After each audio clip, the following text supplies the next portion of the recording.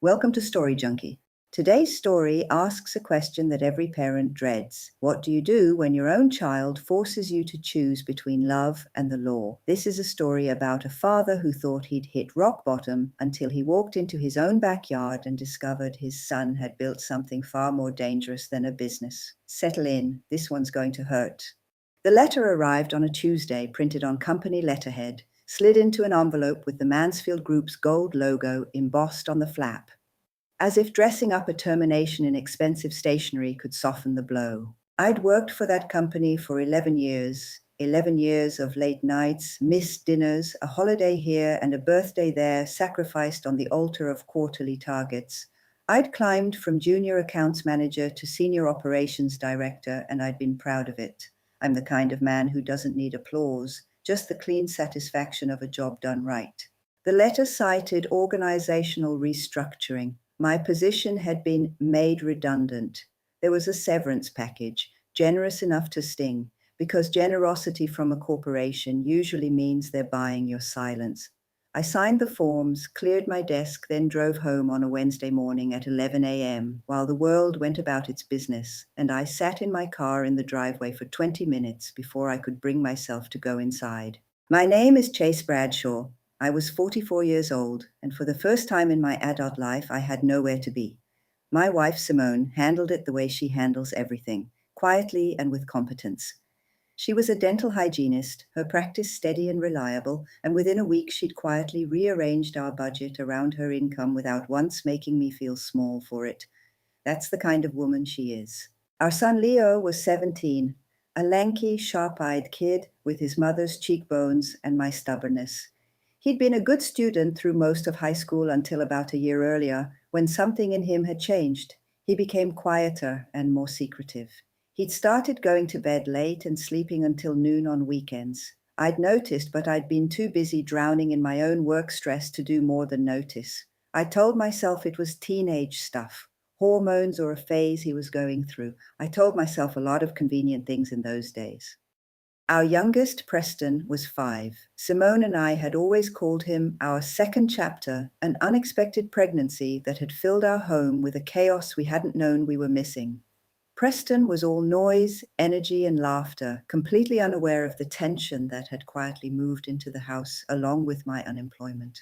For the first 2 weeks after losing my job, I was productive. I polished my CV and reached out to contacts. I attended a networking breakfast in the city that made me feel vaguely humiliated in a way I couldn't quite articulate. I exercised in the mornings. I told myself this was temporary. By week 3, I was running out of momentum. The house felt different during the day, bigger somehow. Simone left at 8. Preston went to preschool. Leo left for school just after 8, or at least I assumed he did. His door was always closed when I came downstairs, and I didn't check. He was 17. I respected his privacy. That was a big mistake. It was a Thursday in early autumn, about 5 weeks after I'd lost my job. I was in the kitchen making coffee at around 10 in the morning when I noticed the back gate was slightly open. We kept it closed because of Preston. 5-year-olds and open gates are a combination that ends badly, so I went out to latch it properly. Our garden is long and narrow, bordered on one side by an old stone wall and on the other by the garage. At the far end behind the garage, there's a strip of land about 4 meters wide that we'd never really done anything with. It was always just a weedy, slightly overgrown corridor that got no foot traffic and plenty of afternoon sun. We talked vaguely about putting raised vegetable beds there one day, but we never did.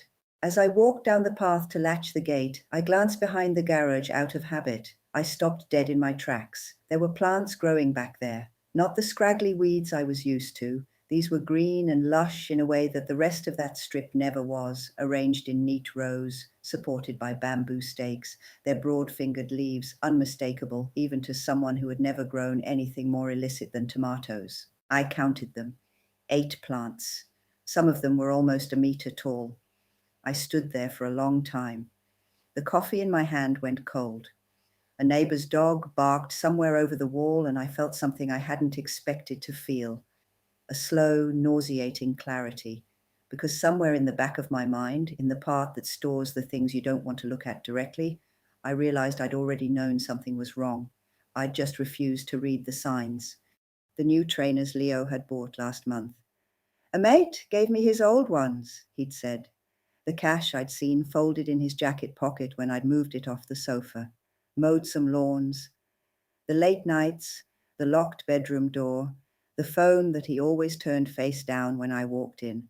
I went back inside and sat at the kitchen table. I didn't call Simone, I just sat there thinking until I heard the front door open at 3:15. Leo came into the kitchen and stopped when he saw my face. "Hi," he said carefully. "Sit down," I said. He sat down. He was still wearing his school bag. He looked at me with those sharp eyes, and I could see him calculating, running through possibilities, trying to figure out what I knew and what I was guessing. "Behind the garage," I said. Something moved across his face, something almost like relief. "Dad, don't." I held up my hand. "You're going to let me speak first, and then you're going to tell me everything." He told me everything, and it sounded like he had rehearsed this conversation. As I listened, I felt the ground move beneath me in a way that had nothing to do with anger and everything to do with dread. It had started 8 months ago. A school friend, he wouldn't give me the name, had introduced Leo to a supplier, a man Leo referred to only as Buzz, who operated out of a neighboring suburb and who had, apparently, recognized in my 17-year-old son a level of operational intelligence that most adults would envy. Leo had started small, a personal grow for Buzz's network using our unused land, with Buzz supplying the seeds and nutrients in exchange for a percentage of the yield. Leo handled cultivation. Buzz handled everything else: packaging, distribution, clients.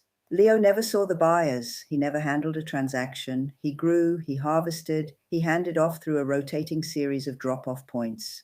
By the third month, he'd negotiated his percentage upward. By the fifth month, he was earning $700 a week. By the time I was sitting across the table from him on that Thursday afternoon, he was clearing between $1,000 and $3,000 a week consistently. I did the maths without meaning to.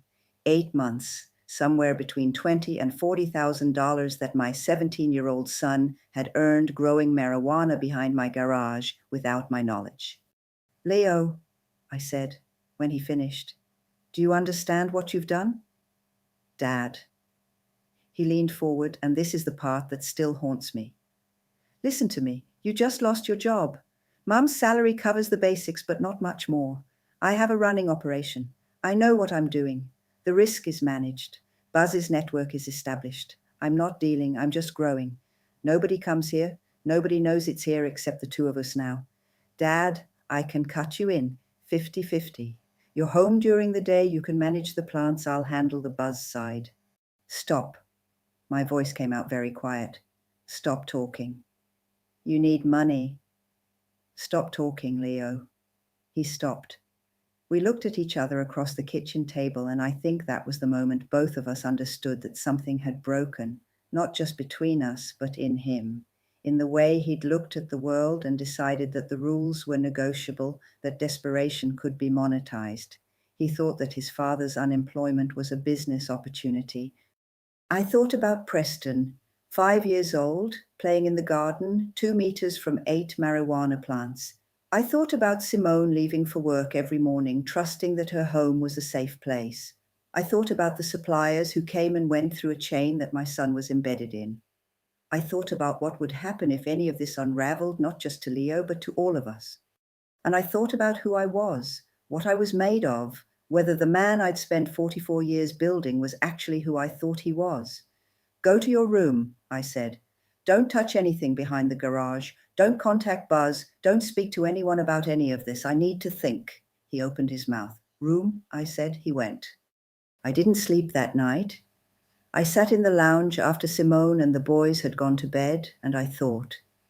I thought about every angle of it, the way I used to work through operational problems at the company, systematically, without sentiment, looking at what was real rather than what I wished were true. The real things were these. My son was 17, which meant he was a minor, but barely. In 8 months, he would be 18. The operation wasn't small. $2,000 to $4,000 a week wasn't a schoolboy experiment. It was a business, and it was connected to a supply network that operated outside my home and beyond my control. Buzz, whoever he was, knew my address. He knew my son, and at some point in any criminal operation, the people at the top start to exert pressure on the people at the bottom.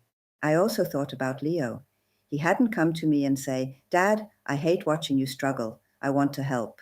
He hadn't asked for guidance or permission. He'd run a covert operation in my own home for 8 months, and when I discovered it, his first instinct wasn't remorse, it was recruitment. That told me something about where my son was, and it terrified me. By 2 in the morning, I had made my decision. I called Simone into the lounge. The conversation that followed was one of the hardest of my life. I watched my wife's face move through shock, disbelief, grief, and fury in the space of about 10 minutes. She cried once, briefly, and then she stopped and was very still in the way she gets when she is thinking hard.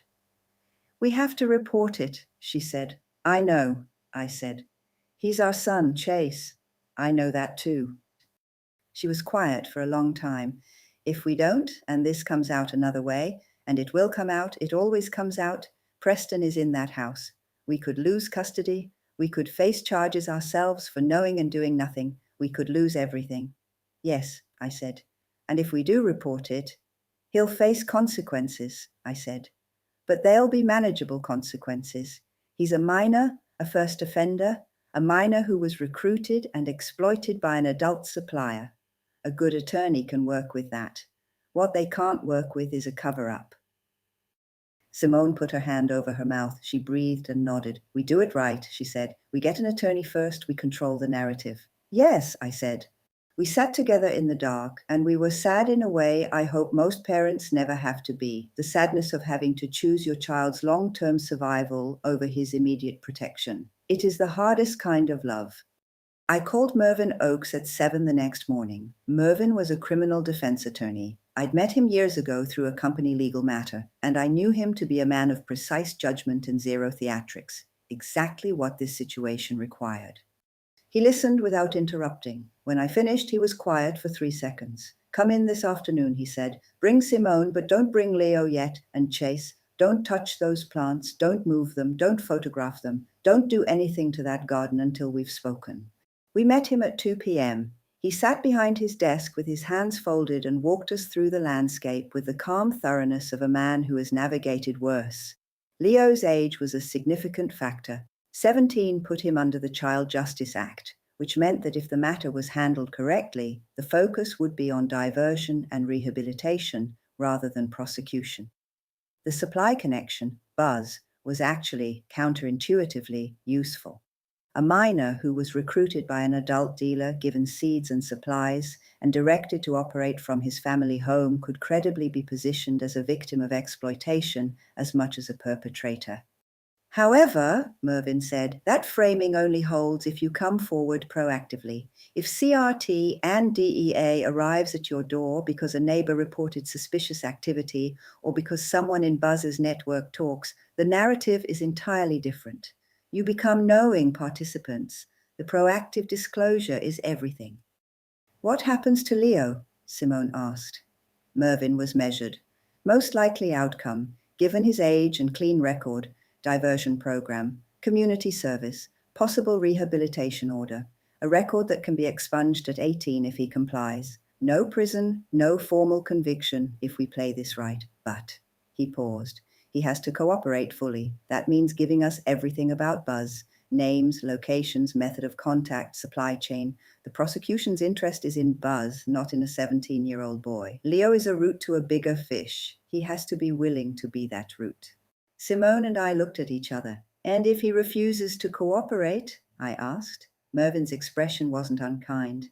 "Then the situation becomes significantly more complicated." When we arrived home, we called Leo downstairs. Simone sat beside me on the sofa, and Leo sat across from us. I told him what we'd done and what was going to happen. The look on his face when I told him we'd been to an attorney, that we were going to the police, was something I will carry with me for the rest of my life. It wasn't what I expected. There was no explosion, no accusation. He went very pale, and for the first time in that whole ordeal, He looked like the child he still was. "Dad," he said, his voice cracked. "I know," I said. "I know this is hard, and I need you to understand that we are doing this because we love you." He cried. I'm not ashamed to say that I did too. We went to the police station the following Monday morning. Leo, Simone, Mervyn, and me. Mervyn had prepared a formal disclosure statement and had already made preliminary contact with the investigating officer assigned to our precinct's narcotics desk, a Detective Sergeant Paulson who Mervyn seemed to know and trust. Detective Sergeant Paulson was a tall woman with grey-streaked hair, someone who had seen a great deal and been surprised by very little. She took Leo's statement herself in a room with Mervyn present, and she was neither gentle nor harsh. She was simply thorough. She asked detailed questions about Buzz, the method of initial contact, the supply drops, the communication channel, the pickup locations. Leo answered everything, all of it. He didn't hedge or protect anyone. Afterwards in the car, he was silent for most of the drive home. "Is Buzz going to know it was me?" he asked. Mervyn, who was in the passenger seat, turned to look at him. "The investigation will handle that. Your identity will be protected as a minor cooperating witness. But Leo, part of what we need you to understand is that this is why what you were doing was dangerous in a way that went beyond the legal risk. You weren't just growing plants. You were embedded in a network run by adults who had everything to lose if you became a liability." Leo was quiet. "He seemed like a reasonable person," Leo said eventually. It was almost a question. "They usually do," Mervyn said. "That's how they recruit 17-year-olds. 2 days after Leo's statement, CRT and DEA arrived at our property with a warrant. 2 officers accompanied by Paulson walked the garden, documented the plants, and removed them as evidence. They were professional and discreet. There was none of the drama I dreaded. No neighbors gathering at the fence, no flashing lights. The plants were gone by 11 a.m. I stood in that narrow strip behind the garage and looked at the bare earth where they'd been, and I felt something complicated. I felt the solid, grounded feeling of having done the right thing even when the right thing was brutal. I want to be careful here because some of what followed is part of an ongoing process. Some of it Leo shared with us at the time, and some of it came through Mervyn. I can't give you names or specifics beyond what's necessary to tell this story truthfully. What I can tell you is that Buzz was not, as Leo had believed, a small-scale local operator. The supply network he ran stretched across 3 suburbs and connected upward to a distribution chain that DEA's narcotics unit had been tracking for over a year. Leo's disclosure, combined with the physical evidence from our property and the communication records on his phone, gave investigators a thread they'd been looking for. Within 6 weeks of Leo's statement, 2 arrests were made. It wasn't Buzz, but they were people above Buzz in the chain, and Mervyn told us quietly that the pressure being applied upward and downward was significant. Buzz himself was arrested 4 months after Leo's disclosure. He was charged with multiple counts related to drug cultivation, supply, and recruitment of minors. That last charge, recruitment of minors, was the one that mattered most to me, because it confirmed what I had told Leo on the night we decided to come forward, that he had been targeted, that his intelligence and his circumstances, a father who was suddenly homeless, a family under financial stress, a boy who was looking for agency, had been identified and exploited by an adult who knew exactly what he was doing. Leo was placed on a formal diversion program. He was assigned a case manager, a no-nonsense woman named Advocate Kamau, who met with him fortnightly and had 0 patience for self-pity or deflection. He completed 200 hours of community service at a local rehabilitation center and attended 8 months of counseling. He never missed a session, not one. People who haven't been through something like this tend to imagine it ends cleanly, that once the legal process is resolved, you pick up where you left off and everyone moves on. That's not how it works. Families don't reset. They rebuild slowly, with a lot of silence and a lot of carefully chosen words, and more than a few moments where you look at the person across the dinner table and don't quite recognize them yet. Leo and I went through a long period of functional distance. We were polite, we were careful, we managed each other. The easy shorthand of a father and son who know each other well had been replaced by something more effortful, and both of us felt the effort, but neither of us quite knew how to stop making it. What helped eventually was the center where he did his community service.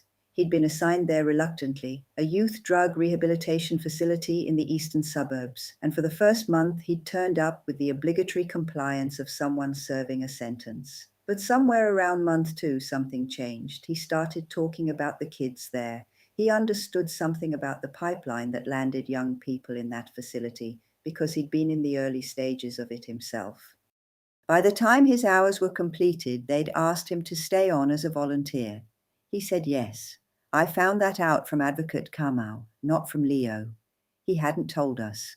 I think he was still in the phase where he believed that good behavior was what he owed us, rather than something he'd chosen for himself. It took me a while to understand the difference, and longer still to let him know that I did. The conversation I had with my son on a Saturday morning, about 8 months after everything had come apart, is one I keep very close. I'd driven him to the center. He wasn't driving yet. Simone had Preston at a birthday party, and we were sitting in the car park. I turned off the engine, and neither of us moved to get out. I should have seen it sooner, I said. What was happening with you? I should have been paying attention. He shook his head. You couldn't have. I should have, I said. That's not me being hard on myself. That's me being honest. You were a kid and you were making a bad decision, and I was too deep in my own head to look. He was quiet for a while. I knew it was wrong, he said. When I started, I knew. I told myself it was manageable. I told myself nobody was getting hurt. I know, I said. That's what they tell you, right? The people at the center. That's exactly what everyone tells themselves at the beginning. Yes, I said. He looked out the window. I'm sorry, Dad, not for getting caught for doing it at all, for thinking I could solve our problems that way, or thinking I don't know. I think part of me thought you'd be impressed by the money.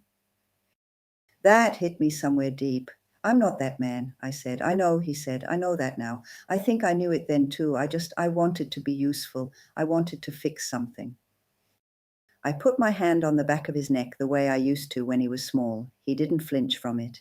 You're useful, I said. You're more useful than you know, but not like that, never like that. He nodded. We sat there a little longer, then he got out, and he went inside, and I watched him go. Let me to tell you about Preston, because he is part of this story too, even though he was only 5 and understood none of it. About a year after all of this, Preston started asking questions about Leo's volunteer work. He'd seen Leo leave on Saturday mornings with a purpose and energy that small children notice even when they can't understand something. He wanted to know where Leo went, what he did there, and why. Leo sat down with him one afternoon. I was in the kitchen and I could hear them through the wall. He explained it in the careful, honest way you explain difficult things to someone too young to absorb the full truth but old enough to deserve some of it. Some people make mistakes that hurt them, Leo said, and those people need help getting back. I go and help them. Because you're kind? Preston asked. There was a pause. Because I understand them, Leo said. I stood in the kitchen, and I didn't move for a long time. Simone found her footing too, though it took its own kind of time. She had carried the knowledge that our home had been a grow site, that she had walked past that strip of garden every day, without knowing, with a particular private grief. She'd been a mother who hadn't known. That's a weight that doesn't lift easily. What helped her, I think, was the day Advocate Kamau called to tell us that Leo's diversion record would be formally expunged on his 18th birthday, as Mervyn had projected. Simone took the call in the kitchen, and I heard her say thank you 3 times. When she came out, her eyes were wet. Clean slate, she said. He still has to build something on it, I said. He will. She sounded certain. I have learned over the years to trust her certainty. As for me, I found a job. It took 4 months, 2 failed interviews, 1 promising lead that went nowhere, and 1 phone call from an old colleague that turned into an offer I hadn't expected. I'm a regional operations manager now for a logistics firm at a slightly lower salary than I'd earned before. I work hard, I come home and I pay attention. The strip of land behind the garage is a vegetable patch now. Tomatoes, spinach, 2 rows of beans. Preston helps water them on weekends. Leo built the raised beds himself last spring from reclaimed timber. He spent a whole Saturday back there with a drill, a level, and a measuring tape, and the beds are not perfectly square, but they are solid, and they are his. I have never mentioned the symbolism to him. Some things are better left as what they are. I've been asked by people who know pieces of this story whether I regret reporting my own son to the police. It's a fair question. It's the kind of question that sits at the intersection of love and law and asks you which one you pick when they diverge. Here's the truth. I didn't choose the law over my son. I chose my son's life over his short-term comfort. Those are not the same thing. A boy who had spent a year running a criminal operation for an adult supplier, who believed that pragmatism trumped principle, who had come to me with a recruitment pitch rather than a confession, that boy was on a trajectory, and trajectories, once established, don't correct themselves. They require intervention. Sometimes the most violent feeling intervention is the kindest one. Buzz, as I understand it, is awaiting trial. His attorneys are doing what attorneys do. Whatever happens in that courtroom, I have made my peace with the fact that I gave the process what it needed to function. Leo is 19 now. He's studying social work at a local university. He still volunteers at the center on weekends, and last year he was asked to speak at their annual fundraising dinner. He stood at a podium in front of 200 people and he talked, carefully and with extraordinary composure, about the decisions that had brought him there. He didn't use our family's name. He didn't need to. Afterwards, a man came up to Simone and squeezed her hand and said, "You should be very proud." She smiled. "I am," she said. "I always was, even when it was the hardest thing I've ever done." I stood at the edge of the room and watched my son talk to strangers about consequence and recovery and the strange mercy of being stopped before you go too far. And I thought about a Tuesday letter on expensive letterhead, a back gate left slightly ajar, and 8 plants in afternoon sunlight that I wish I had never had to see. And I thought all of it was necessary, every broken thing, every terrible choice and hard conversation and sleepless night. Because on the other side of all of it is a young man standing at a podium, telling the truth and meaning every word. That is what we built in the end when everything else fell down. That's what grew instead. If you've stayed with me through this story, thank you. I am truly grateful. Parenting is the most humbling thing I know. It asks us to love without condition and discipline without cruelty, to hold the line even when the line cuts through our own hearts. If any part of this resonated with you, I'd love to hear about it in the comments. And if there's someone in your life, a son, a daughter, a young person you care about, who is on the wrong path right now, let this be the reminder. The kindest thing is sometimes the hardest thing. Don't look away because looking is painful. See them fully, and then do what love actually requires. Until next time, stay honest, stay kind, and keep listening. Welcome to another Story Junkie original. God bless you.